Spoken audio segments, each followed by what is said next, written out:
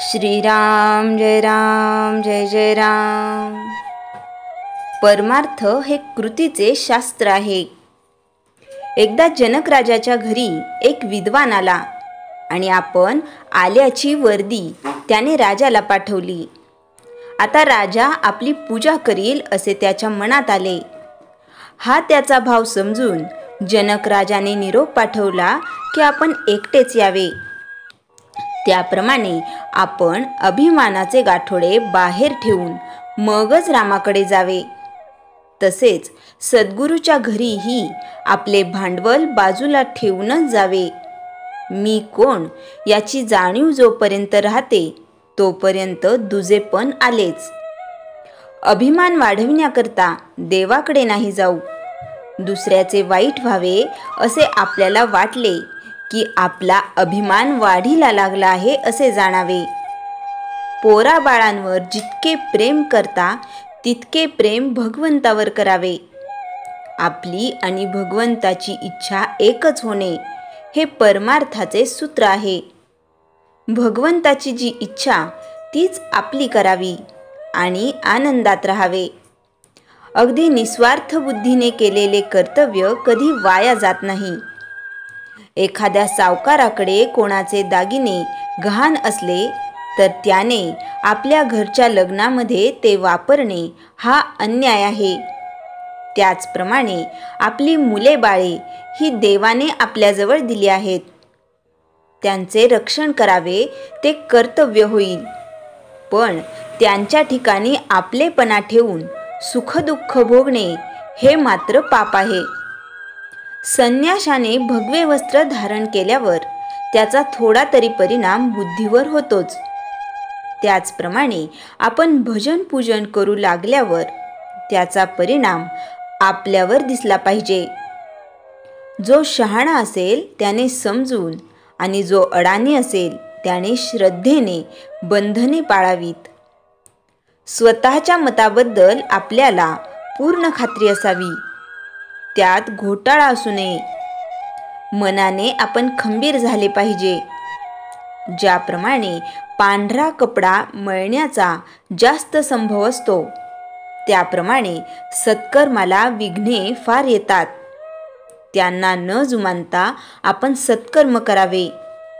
आचार आणि विचार ही दोन्ही जुळली म्हणजे उच्चारही तसाच येतो। नारळात पाणी जितके गोड तेवढी खोबऱ्याला चव कमी। तसे जेवढी विद्वत्ता जास्त तेवढी निष्ठा कमी। फार वाचू नका, जे काही थोडे वाचाल त्याचे मनन करा आणि ते कृतीत आणा। जसे वडिलांचे पत्र वाचल्यावर आपण त्यातल्या मजकुराप्रमाणे कृती करतो, तशी ग्रंथ वाचनाच्या समाप्तीनंतर कृतीला सुरुवात करावी। परमार्थ हे सर्वस्वी कृतीचेच शास्त्र आहे। समाधान आणि आनंद हे त्या शास्त्राचे साध्य आहे। भगवंताच्या स्मरणात कर्तव्य केले की जीवनात आनंद उत्पन्न होतो।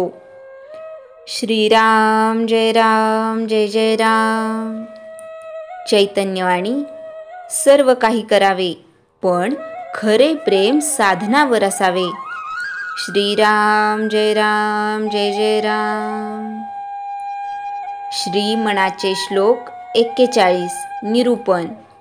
बहु हिंडता सौख्य होणार नाही, शिणावे परी नातुडे हित काही। विचारे बरे अंतरा बोध विजे, मना सज्जना राघवी वस्ती कीजे। हे मना, वेगवेगळे देव, तीर्थाटने, यात्रा, अनेक संत, त्यांची प्रवचने, निरूपणे, भजन कीर्तन, पूजा, व्रतवैकल्ये, उपासना या सर्वांचा मनाला देवाची परमार्थाची ओढ निर्माण होण्यासाठी, बुद्धीचा निश्चय होण्यासाठी पाया म्हणून नक्कीच उपयोग होतो। पण वरचेवर वर्षानुवर्षे फक्त तेच करीत राहिलो तर साधना म्हणून त्याचा उपयोग होत नाही। पहिलीतच किती वर्षे राहणार? पायरी पायरीने पुढच्या वर्गात जाणे हे अंतिम ध्येय असावे। त्यासाठी निष्ठा कोठेतरी एके ठिकाणी स्थिरावली पाहिजे. अनेक वक्ते, अनेक ग्रंथ, अनेक विचार याने केवळ शीन आणि कष्ट यात वेळेचा, काळाचा, संपत्तीचा अपव्यय होतो. विचार न करिता जे जे केले ते वाऊगे व्यर्थ गेले. म्हणून विचारी प्रवर्तले पाहिजे आधी. विचार करून विवेकपूर्वक वागून नाविन्याची ओढ असणाऱ्या चंचल मनाला हिताचे काय समजावून दिले पाहिजे. एकांतात शांतपणे विचार करून आत्मारामाचा शोध घेतला पाहिजे. संसार त्याग न करिता, प्रपंच उपाधी न सांडिता, जनामध्ये सार्थकता विचारेची होय. म्हणून हे मना, नुसते पुष्कळ हिंडणे उपयोगाचे नाही. देवासाठी हिंडायला नको, तो बसल्या जागी अंतरीच सापडणारा आहे. अंतरीचा देव अंतरीच पहावा. एकांती विवेक विचार करून त्या आत्मारामाला आळवावे आणि हा अनुभव घेण्यासाठी सदैव राघवरूपी चित्त स्थिर ठेव. तुझ्या मनाचे निवासस्थान प्रभुचरण हेच व्हावे, म्हणजे तू चिरंतन सुख उपभोगशील. जय जय रघुवीर समर्थ. श्रीराम जय राम जय जय राम.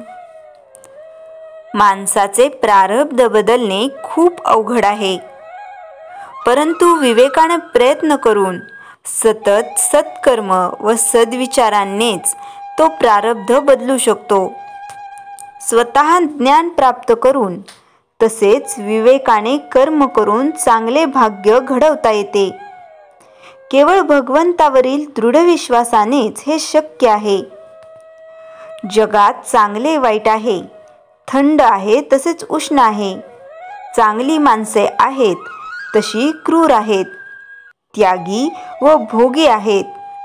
परंतु विवेकाने जे योग्य आहे त्याचा स्वीकार करावा.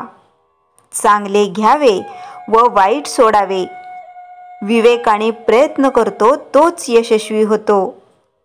प्रपंच व परमार्थ दोन्ही विवेकाने प्रयत्न करून प्राप्त करावे लागतात.